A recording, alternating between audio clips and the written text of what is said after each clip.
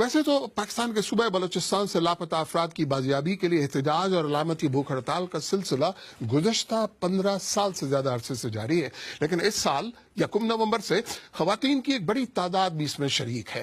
یہ خواتین مختلف مظاہروں میں شرکت کے علاوہ کوئٹہ پریس کلب کے قریب علامتی بھوک ہڑتال بھی کر رہی ہیں، اور ان کا کہنا ہے کہ ان کے رشتہ دار طویل عرصے سے لاپتہ ہیں۔ تفصیل کے ساتھ کوئٹہ سے محمد کاظم۔ اس کیمپ میں خواتین کی علامتی بھوک ہڑتال پر بیٹھنے کا سلسلہ 1 نومبر سے 600 کلومیٹر دور آوران سے تعلق رکھنے والی سیما بلوچ اور ان کی بابی کی علامتی بھوک ہڑتال سے شروع ہوا۔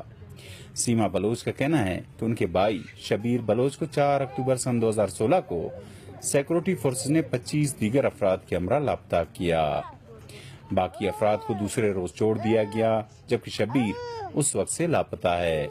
یہ میرے بھائی کی جدائی کی درد ہے۔ میں 2 سالوں سے اپنے گھر میں ایک دن بھی آرام سے نہیں بیٹھی ہوں۔ 2 سالوں سے میں کبھی ادھر کبھی ادھر پاگلوں کی طرح بھٹک رہی ہوں، کبھی کراچی تو کبھی تربت، کبھی کوئٹہ۔ بہت دردناک زندگی گزار رہے ہیں، میرے پورے خاندان بہت دردناک زندگی گزار رہے ہیں۔ پہلے میرے ایک کزن بھی لاپتہ ہیں، اسے 6 سال ہو گئے ہیں، سفر بلوچ اس کی نام۔ اس کی بیوی بھی ہارٹ اٹیک ہو کر فوت ہو گئی 6 مہینے پہلے۔ 6 سال سے وہ لاپتہ ہیں۔ لاپتہ افراد کے رشتہ داروں کی تنظیم voice for Baloch missing persons کے مطابق علامتی بھوک ہڑتال میں شریک خواتین کا تعلق 90 خاندانوں سے ہے۔ بلوچستان سے لوگوں کی جبری گمشدگی کا سلسلہ سابق صدر پرویز مشرف کے دور میں سن 2001 میں شروع ہوا۔ اسی وقت سے لوگوں کو لاپتہ کرنے کے خلاف احتجاج کا بھی سلسلہ شروع ہوا۔